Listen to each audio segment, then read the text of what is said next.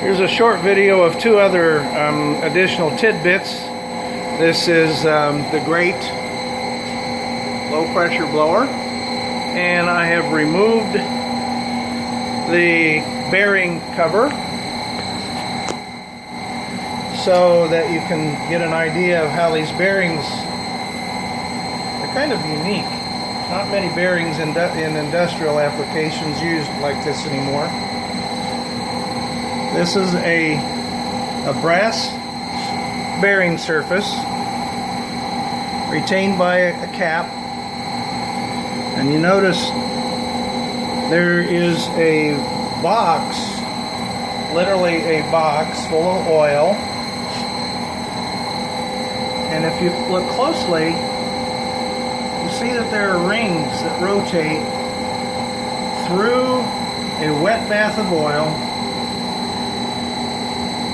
What you see just to the right of that rotating ring is the blower shaft.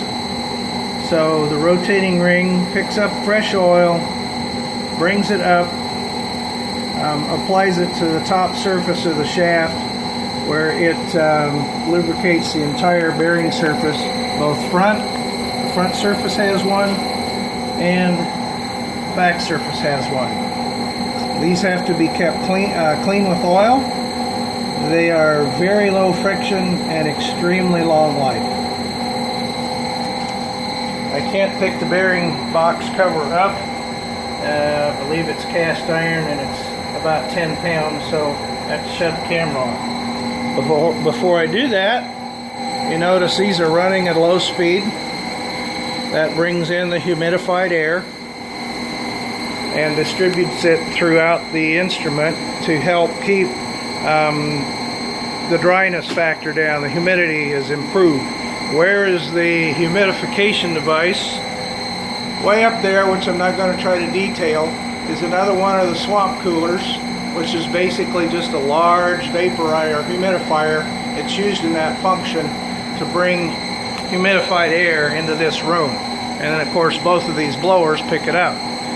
The howling noise that you hear is not a problem.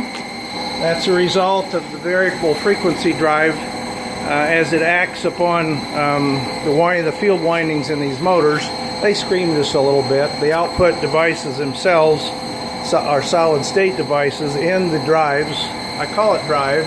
It's a motor controller. That's just a normal function that they do make some of this screaming noise. If I was able to start this motor up, it would scream your ears out.